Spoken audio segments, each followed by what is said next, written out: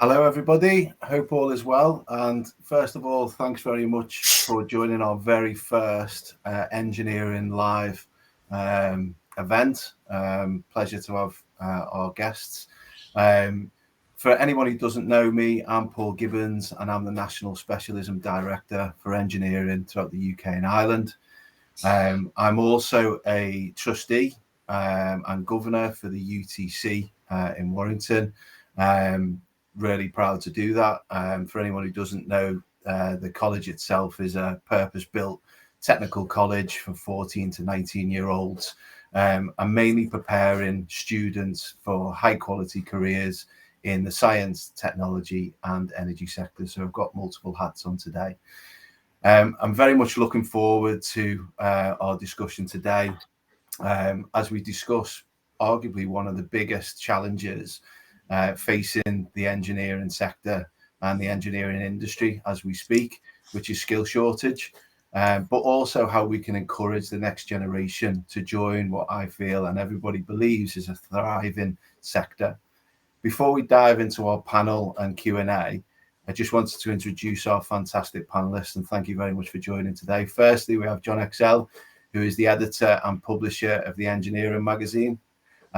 He is absolutely passionate, as I am, about technology and the role that engineering plays in addressing society's biggest and most pressing challenges that we face. John's been on the reporting on the front line within the engineering sector for just over, I think it's just 20 years, is it something like that, John, or just under? Yeah, a bit more actually, but yeah, I'll go with 20. Excellent. And then next we have Elizabeth Donnelly. Thank you very much for joining. She's the CEO of Women in Engineering Society, or WES. After an early IT career, Elizabeth moved into the aerospace and was awarded membership of the Royal Aeronautical Society for the work that she did with Rolls-Royce. She's led skilled policies in the aerospace before establishing herself in her own consultancy. Elizabeth has always worked towards ED&I and being a major focus point. And in 2018, she was appointed the CEO of the Women Engineering Society. So thank you so much for joining. And then lastly, we have Andy King, project manager for Otto Simon. Brief overview: after studying mechanical engineering at university, Andy has been in the industry for nearly 18 years and is on this call, specifically to share his career path and how getting on the industry has changed across the board. Now, before I dive into the Q&A, I just wanted to share a couple of statistics from our recent Future of Engineer survey that we did with the Engineering magazine, which I think highlights some of the root causes and root topics that we wanted to discuss today. Some of the stats: less than a fifth, or 19%, of those who are responsible for hiring say that their organization has access to the right skills in order for their organization to meet its objectives. 32% of respondents said that they are planning on retirement. We see that is a key issue across the engineering sector. And when asked what were the main causes of the skill shortages within engineering, close to half, 49%, said the main cause is fewer people entering the job market into engineering. Other main issues included, and we've heard this before, but negative perception and stereotyping in the industry at 41%. As we mentioned before, large numbers of our experienced workforce reaching the retirement age over the next 5 to 10 years. And lack of awareness in schools. That's certainly something that I've come across, and that's 37%. So with those statistics in mind, I'd like to come to you, John, first, if you don't mind. You've been a part of the engineering industry, since the early 2000s. I'd like to ask you, has the skill shortage and the perception of engineering been an issue when you started? And arguably, has that changed since obviously you've been in the industry? Yeah, thanks, Paul. God, that makes me feel old. I suppose I am old. So I've been reporting on the sector for more than 2 decades now, and I think throughout that time, the sort of skills shortage or skills in general has been something that industry is obsessed over. And I think probably always will be to an extent. You know, technologies change, skills requirements change, unpredictable things like the pandemic or Brexit come along and create new skills requirements. So there's new challenges all the time. I think what I've seen change is the way that industry deals with it. At least from where we're sitting, I think the understanding of how to address some of these challenges seems to have become a bit more sophisticated, a bit more targeted, a bit more nuanced. There's less sort of general talk about the skills shortage. And I think more of a kind of an understanding of what this actually means, and conversations and actions, you know, aimed at addressing particular parts of that problem, whether it's driving up diversity or encouraging more young people into a career. I think there's a growing understanding as well that engineering and industry needs to engage with sort of communities and pockets of society that perhaps, you know, can get sort of left behind or you know, are not, you know, weren't perhaps engaged with in the past. And I think also there's an understanding that a growing understanding that it, you know, it's not just about bringing new skills into industry, but upskilling the existing workforce, and you know, trying to retain engineers who might be thinking of leaving. But yeah, certainly you know, the problem hasn't gone away. It's become, the understanding around it has perhaps become a bit more sophisticated. Yeah, I completely agree. I think, you know, you've got two minds. You've got experienced workforce that's leaving your business and the skills that they take with them. There seems to be a lot more mentoring and mentorships going on about transferring skills over, but it seems as though the problem is just being kind of moved along as opposed to kind of being dealt with. But I agree with you. I think there's more organizations now that are more focused on it, future talent, but I still think there's an awful lot we can do, both from a recruitment business, but also from associations and everything else involved. So I completely agree with that. So the next question, Elizabeth, I wanted to kind of dig into the Women in Engineering Society. So for anyone who, well, I'm sure everybody who joins this call will know who the Women in Engineering Society is, and the brilliant work that you do. But I just wanted to tap into, with your diversity and inclusion headspace, do you feel that we've done enough to encourage women into engineering? And if not, what do you think that main cause is? Well, the numbers speak for themselves. Only 16.5% of all engineers in the UK are women. And when we break that down into those engineers who work in engineering companies and those who work in non-engineering companies, there's something like 20% of engineers in non-engineering companies are women, but only 10% in engineering companies. So that to me says the engineering industry has an issue. And it's likely that non-engineering companies are much more likely to be hiring women from all kinds of areas, whether it's in their marketing, PR, or factory floor. So they're more used to hiring women engineers. I think engineering, to be kind, I think it's a lot of men really kind of like working with other men, and having women in can be disruptive because it can spoil some of the relationships, some of the banter, some of the conversations.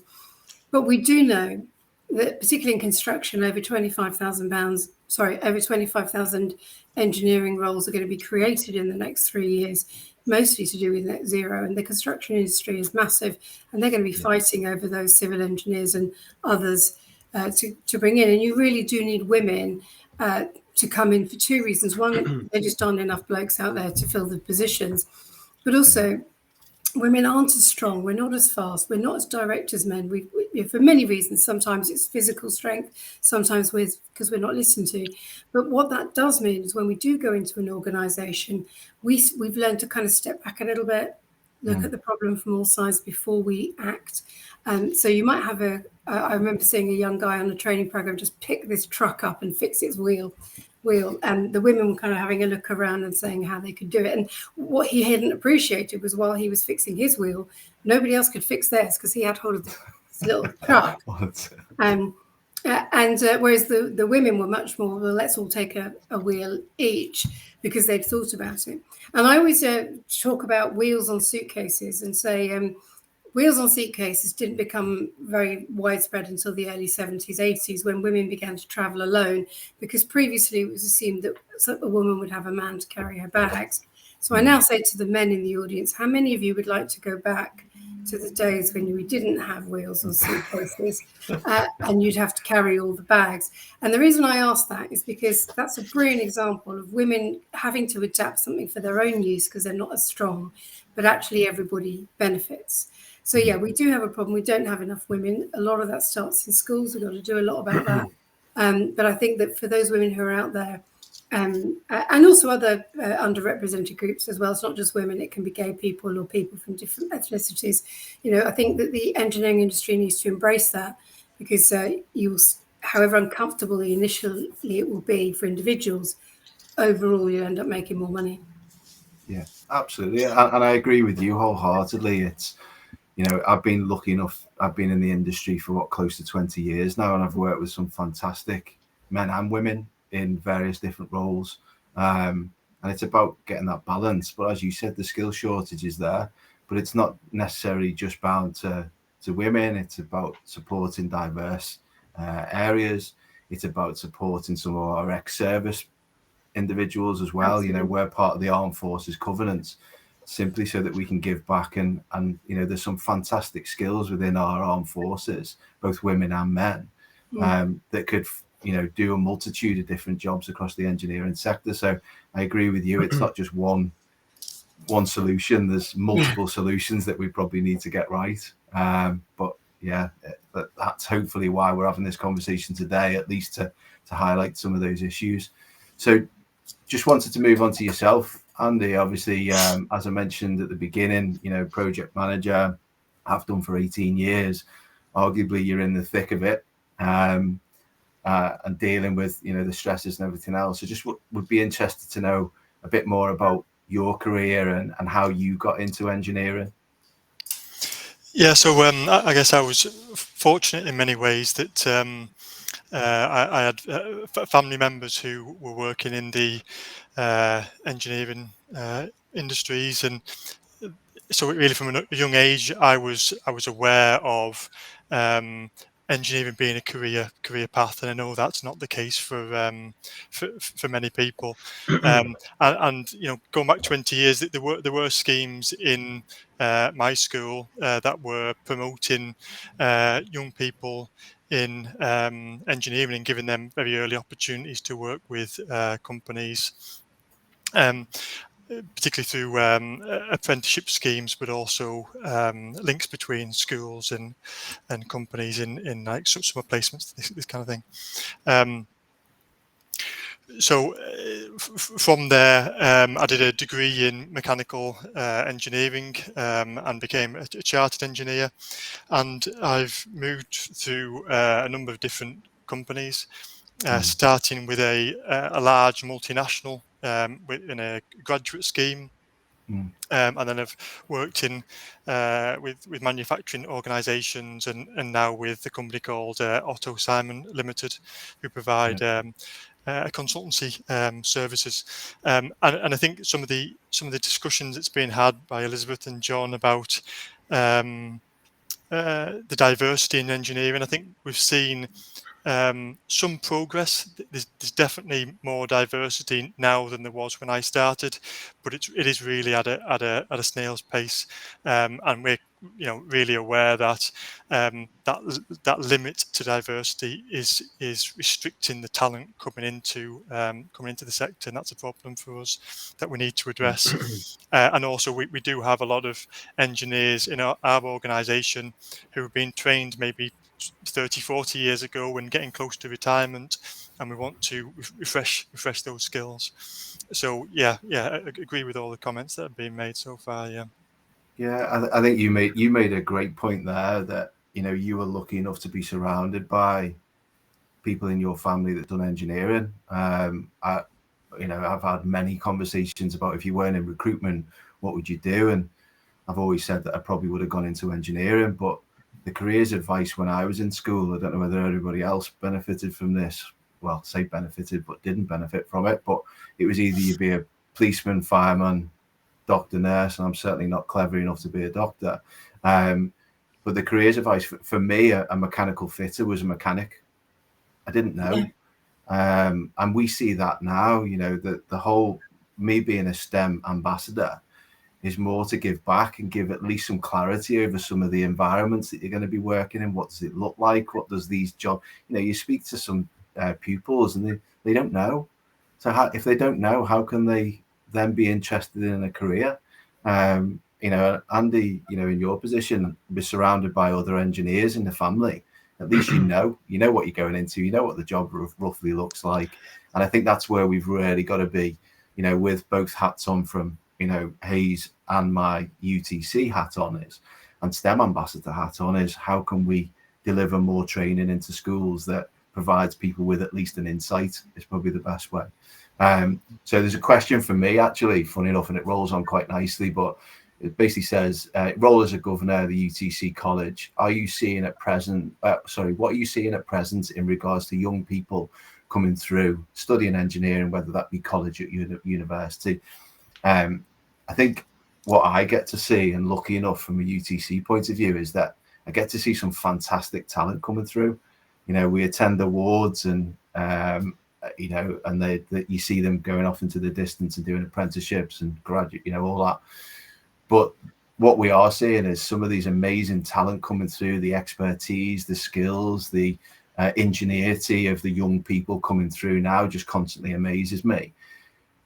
But it boils back to what we said before. We've got to be in a position where, you know, people who are watching this today have got to understand the importance of being associated with a school or associated with a university, because there's still people in university that don't know the ins and outs of the engineering. They might do a university course and come out, but actually have they got hands-on experience? So the one thing I would say from today, and the big takeaway, is, you know, make sure that we are or you are engaging with schools, universities, because the schools love it. I think there's this two-pronged attack. Some employees want to get involved with schools, and schools want to be involved with employers, but we need to be able to merge that two together. Certainly what I'm seeing across, you know, since COVID and student loans have increased and everything else, we've definitely seen less people wanting to go to university, and we see more people looking at apprenticeships. You know, that certainly is the way forward, and I hear that with some of the clients that I'm speaking to. I think the only problem is that, is there a volume of apprenticeships for people to go to? You know, the average apprenticeships now, you know, a big intake is probably 20 to 25 people. The average is probably anywhere between 5 and 7. Some of these, you know, some of the larger companies. So again, I just think we need to open up that apprentice route, and I think you'll get talent and understand that, you know, in 5, 6, 10 years time, these are going to be the people who are going to be working on your site or working on your manufacturing plants or whatever. So I'd say that's my bit on it, really. So going back to yourself, John, again, if you don't mind, in the reporting that you do, you know, day in, day out, are you seeing, you know, I suppose one thing is there any employees that are doing really well at attracting talent from what you can see? And is there some good practices that maybe people can benefit from on this event today?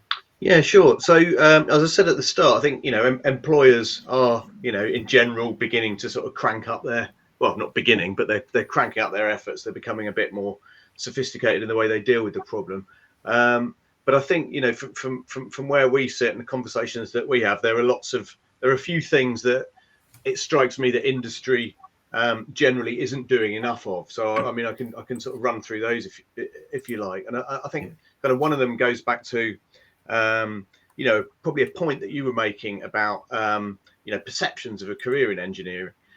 So engineering is increasingly competing with other sectors for the skills that it needs. You know, particularly in the digital space. And I think, you know, there are lots of skills now that are very, very relevant and in huge demand across engineering sector. And often young people with those skills may not actually realize that engineering is an outlet for that kind of expertise. So I think directing some thought at addressing that challenge is important. Another thing, I think, I don't know whether there's a kind of true meaningful recognition of the fact that the world has changed in terms of working practices and things, and there is now an expectation from job seekers in sort of any area of the economy that there is going to be hybrid or remote working type options. So I think this is another thing. No one's got it completely right yet. We're all trying to find our way through this kind of changed world, but finding a meaningful way of creating a dynamic hybrid working environment that appeals to people that we're trying to get into industry, I think is an important area. I was going to make a point about the environmental impact of organisations. I think, like most young engineers in particular, are kind of idealistic. They not in a unrealistic way. They want to make a difference to things, and they would probably have a view on their employer's environmental impact. So I think stressing your environmental credentials when you're trying to appeal to job seekers, giving kind of hard facts about where you are on your kind of journey to net zero, I think is an important thing to do without it just coming across as greenwash, because everyone's getting very good at spotting that. So you see that, don't you? I think on a stat we see in when we've done our salary survey, at least a third of people who are considering engineering companies or jobs, a third of them are considering whether they're going to accept that job on their ED&I and also climate and everything. So these are really important considerations. I'm just going back to the point about vocational learning. This is really important, and I think as you kind of pointed out earlier, businesses need to get more and more behind these routes. There's no single way into engineering, but something that comes out a lot in our research that we do, and the conversation we have is that there's often a lack of experience and a lack of sort of real world experience, and T-levels, apprenticeships, they offer a route for engineering organisations to really sort of tap into that. So it's I think the T-levels in particular are very important in that regard. But I think there was a report out last year, Engineering UK and Make UK, who've been really trying to drive this. They estimate that T-levels in engineering and manufacturing could need as many as something like 44,000 industry placements by the middle of the decade. But at the moment, I think it's just over 10% of engineering manufacturing employers are planning to host a T-level placement in the coming year. So, industry really needs to get behind those kind of initiatives, because they're going to be a massive help. In terms of just a quick, I'm sorry, I've gone on a bit in response to that question. All right. It's fine. It's great. In terms of good practice, there are lots of examples, and there are quite a few, I think, examples of the sort of household names grappling reasonably successfully with all of this.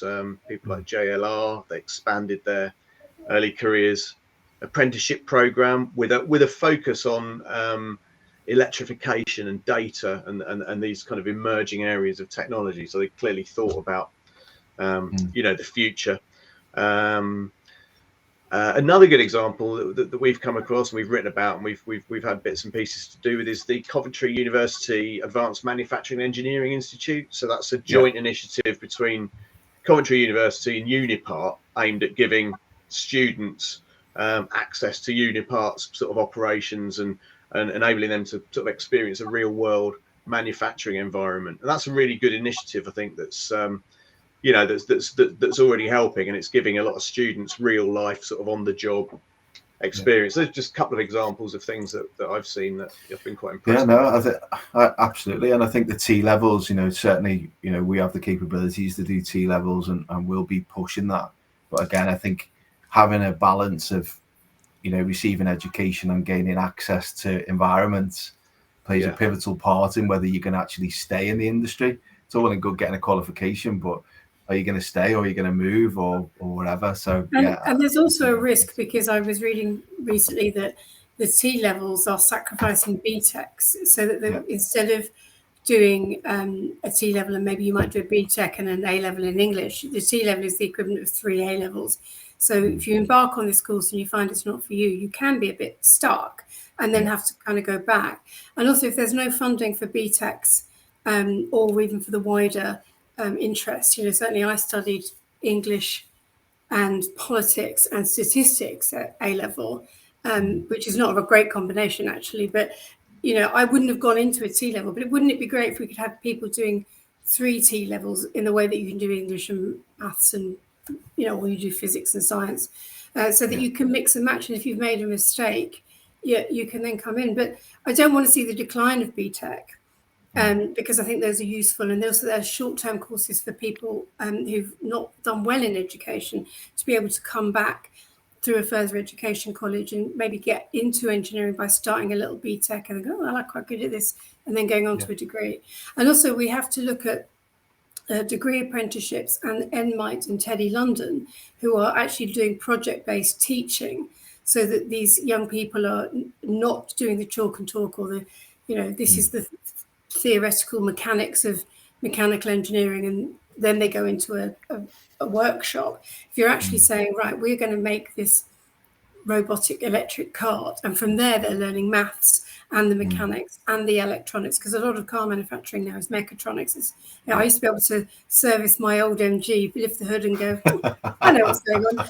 I lifted the bonnet on my Tiguan estate just to put some screen wash in, I must say. Yeah, and everything searching around for where the right one is. Green, where I'm allowed to put stuff in, which is I think screen wash and oil, and everything else is covered. And then there's USB slots for you to put your laptop in. I could never maintain my brand new car. And that's great, because, these jobs didn't exist 30 years ago when I was entering the workforce. And I think we need to be responding to that. But as you were saying earlier, these young people in schools, they seem to think that becoming an engineer means becoming a mechanic, in a garage, overalls, messy, dirty, cold, outside, or you're building a bridge, not appreciating that actually some of it's greater. Somebody said to me, an electrician might rewire your house, but an electrical engineer can actually design the engineering electrical system for the whole estate and rewire your house if he or she is at the same time. And I love that. And we're not, I think teachers, unfortunately, because their world a lot of the time is school, and then they go to university and then they go back into schools, they're maybe not coming into contact with these. And so it seems that boys who are very clever and want to be engineers are very much encouraged, go do maths, physics, chemistry or biology, go and do an engineering degree, and there's like a conveyor belt. And then girls, you're good at maths and physics. Have you thought about being a doctor or a researcher or a vet or a teacher or something? And the girls are having to say, actually, I want to be an engineer. I'm really quite determined. And then at the bottom end of that, we've got those children who are not as high achieving. And the boys are very much funneled into plumbing, electricians, fitting, gas fitting. And the girls are funneled into hairdressing, care and beauty. And, my hairdresser is 29. She runs her own business. She has to deal with quite nasty chemicals that over a lifetime can cause cancer. And also not burn my head, make me look attractive, because I can't even straighten my hair. I need some help because I'm an engineer, I'm not a hairdresser. And yet they're funneled into that because they're deemed to be low ability, and yet they have to get together many more skills. And the skills that my hairdresser has would be equally good in an apprenticeship environment in engineering. So it's like we're saying, you can't go to university, you're a boy, go and do engineering. You can't do university, you're a girl, go and be a hairdresser. And I think that's really poor service of the children of the UK, who actually deserve better and probably have got lots of other reasons why they can't achieve their potential. And this whole kind of, I think it's partly to do with the class system, but this whole kind of disparaging of engineering is just something that other people do, and that's dirty and outside. And, I was working in Rolls-Royce, they had their floor cost £100,000, and I was walking around in a suit.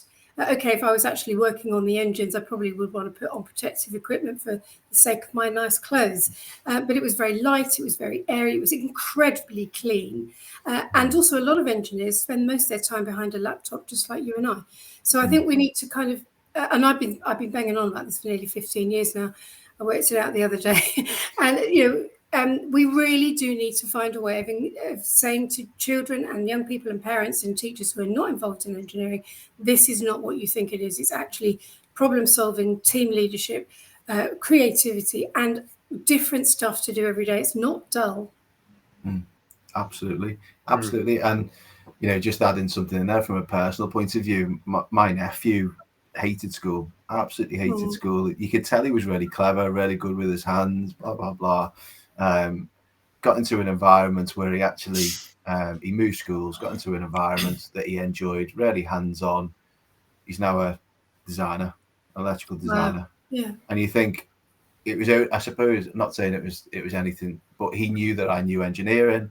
He was having conversations with me about what industry to go into, even silly things that you don't even think about on a 14-year-old or a 15-year-old child is going to think, but money. They're like, well, how much money am I going to earn? And a lot more in engineering than you might earn in other industries, including law and being a doctor, and the hours are better. And again, it is about money. You were talking, John, earlier about net zero. A lot of emissions come from things like concrete and construction. People are very concerned about aircraft. Both of those industries have got incredibly difficult targets to achieve in the next 10 years to bring their emissions down. And so again, this is exactly the industry that you can get into if you care about the environment. Even the big oil and gas companies are diversifying into renewables for two reasons. One, the oil and gas is again going to run out and they don't want their companies to go bankrupt. But two, they appreciate that everyone's saying, why are we still digging this stuff out of the ground? And so let's diversify into energy production.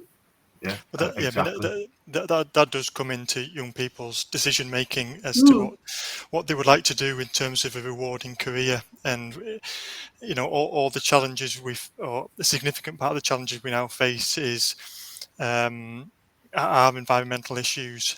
So the impact that people can make as an engineer is significant. I've never consciously made a decision to work within the renewable sector, but by default now as an engineer, those are the challenges and problems that we face, and they're interesting and exciting challenges, and that will continue to grow as we look to combat against climate change and environmental protections. Yeah, I think it's a really exciting time in engineering at the moment. You've got new fuels being produced. Everything's always been unleaded and diesel, and now we're looking at hydrogen and we're looking at battery storage, and it's exciting. Some of the projects that we're lucky enough to be involved in, it's brilliant. I'm not an engineer, but I'm involved in those projects, so I think it's really interesting. Sorry, some of the projects we've been involved with in the hydrogen sector is fuel switching. So whether it's an industrial manufacturing facility or a housing estate, we're starting to switch from natural gas to hydrogen. And that's not a simple thing, because it changes the way that the fuel burns. We've also been involved with companies manufacturing lipids for the COVID vaccines, and carbon capture projects. So they're all very, very interesting, projects that will have a real impact. Yeah. And I love the fact that when we have these emergencies like the pandemic or climate change, actually it's engineers who are going to be making the solutions. So again, we should be saying to young people, if you're really concerned about this, you've got two choices. You can go and campaign like Greta Thunberg, she's doing a great job there, but maybe you can be part of the solution by joining engineering and working out, how do we fix it? How do we get the energy from coal without poisoning the atmosphere? Maybe we can burn it underground and take the energy out of there. I think it's a brilliant ideas that young people are going to come and solve, along with the more experienced people in the industry. Absolutely. John, do you have something to mention there? Well, yeah, it was just sort of wrapping up those points, really. I think, human society faces some pretty kind of fundamental challenges on every level, particularly regarding climate change, and most people feel pretty powerless to actually do anything to affect these situations. And engineering, kind of not uniquely, but it's one of a handful of professions where you actually potentially get to make a difference. And I think getting that message across to young people is really important in terms of attracting people into the sector, because it's a route to make a difference to the world. Absolutely. Quick question for you, Elizabeth. And we kind of went over this before, and you kind of come up with some examples. But when we've done our survey with the engineer, we found that 15% of people have been discouraged from choosing a career in engineering. You mentioned it before about there's this stereotype, you're good at this, move into there.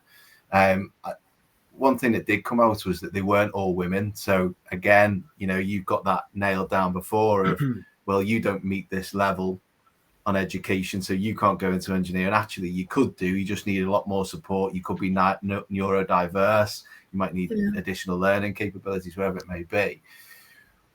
What do you think, the work that yourselves do at WERS, how do you try and combat that? So how do you work with, in your, in WERS, how do you kind of try and combat very much the stereotyping of people and get their heads around that engineering is actually an opportunity? Well, we're focusing a lot more on the engineering companies because we're aware that there is a plethora of activities and initiatives. And I've been working in this space since 2008.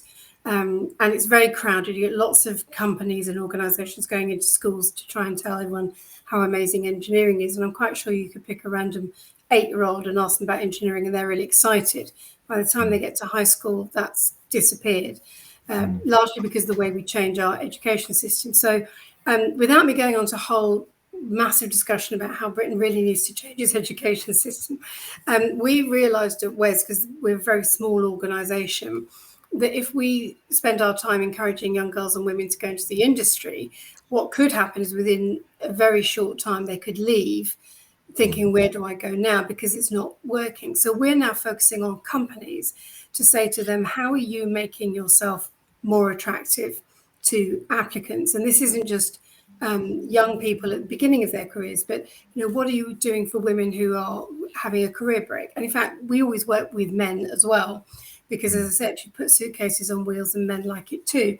So we work with a company called STEM Returners, who create placements with big companies to, you might have had a career break, maybe you were made redundant, couldn't get back into the industry, maybe you had an accident, maybe you went traveling or took time out to get a degree, maybe you had children.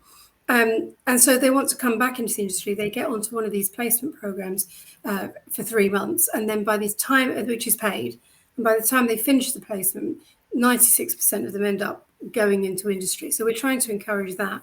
But one of the initiatives that WES are doing this year is we're working with Network Rail with their emerging management and leadership group to define a certification program.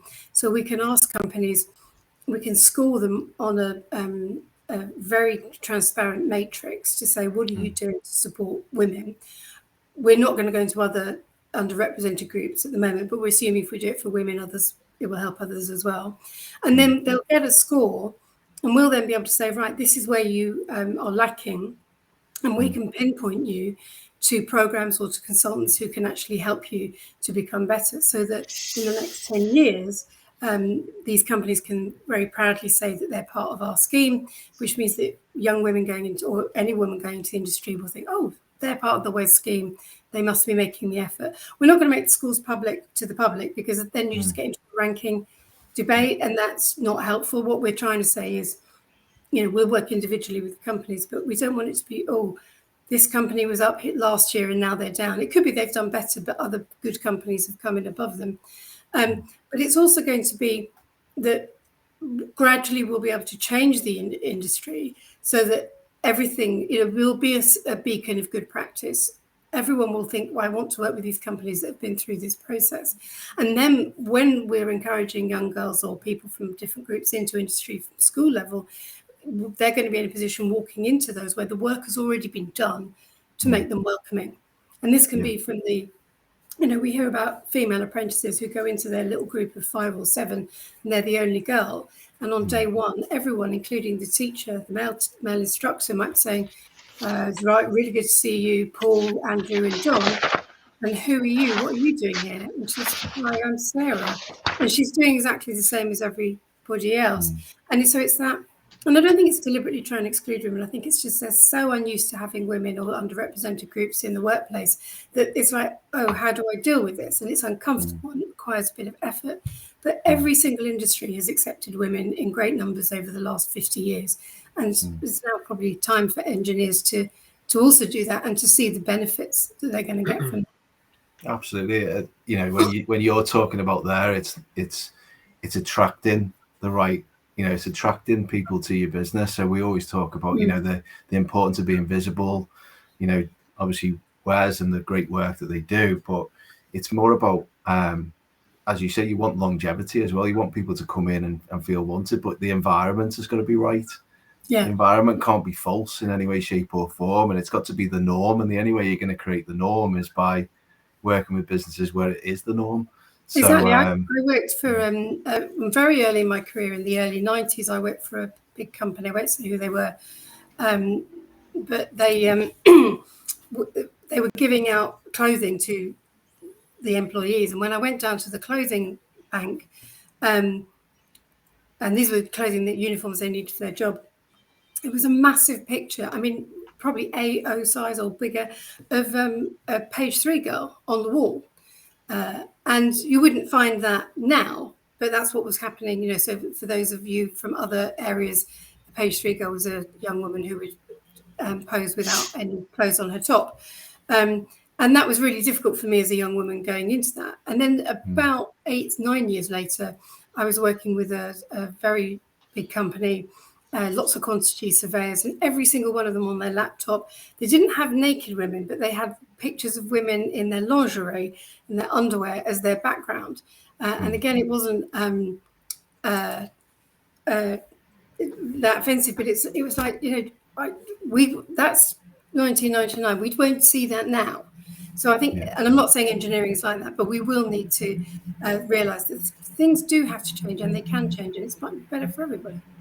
Yeah, absolutely. I think I've literally just looked at the time, and I think we've got kind of 1 minute left. I could just continue to talk about this for ages, but we've got numerous questions, absolutely tons and tons of questions. So maybe we can do this again and have a part 2. But from my side, you know, it's been a huge learn. I think we all come at it from the right area. We already understand that there's more to be done. I think we've got ideas, we've got ways in which we can do it. You know, Hayes are looking at the hire, train, deploy model and training and additional things. There's so many good things that we're doing. I think from you know, from this conversation, it's been really positive. I can't thank each and every one of you for taking your time out to speak on the event today. And yeah, it's been a great experience, and hopefully we'll have a round 2. And yeah, I think there's so much more we could be talking about and add difference and make a difference to the industry. But just wanted to thank each and every one of you. I'm sure it's been beneficial for everybody. But thank you, and that's a wrap. So thank you very much. Thank you, Paul. Thank you, everyone, for tuning in. Bye.